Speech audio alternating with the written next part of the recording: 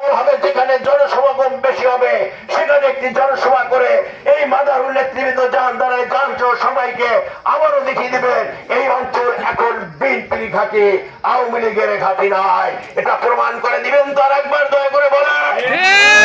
ঠিক আছে।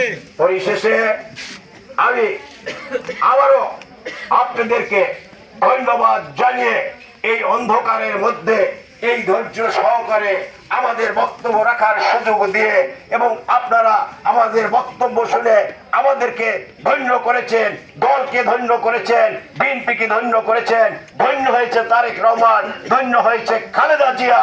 এজন্য আপনাদের প্রতি আরেকবার কৃতজ্ঞতা জ্ঞাপন করে এবং অন্তরের অন্তরস্থল থেকে ধন্যবাদ জানিয়ে আপনার আজকে আমার বক্তব্য শেষ করছি। আমি ওয়াদা করে যাচ্ছি আপনাদের মাঝে ছিলাম, আছি এবং থাকবো। আমার দরজা আপনাদের জন্য খোলা, যখন যাবেন তখন আমার দরজা খোলা পাবেন। সেদিন ফারুক মাদমান আমাকে রাত 1:30টার সময় ফোন দিয়েছে, আমি ফোন রিসিভ করেছি কোনো একটা কারণে।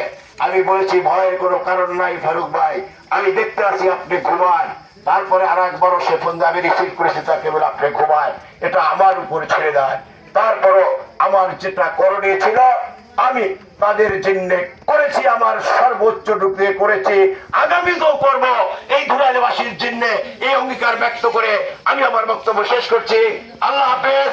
বাংলাদেশ জিন্দাবাদ, শহীদ জিয়া অমর হোক, খালেদা জিয়া জিন্দাবাদ, তারেক রহমান জিন্দাবাদ, ধুলাইল বিএনপি জিন্দাবাদ জিন্দাবাদ। আল্লাহ আপনাদের মঙ্গল করুক, সহায় হোক। মাদারপুর 2 আসনে কোন নেতা আছে?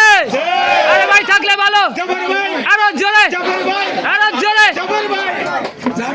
মাদারপুর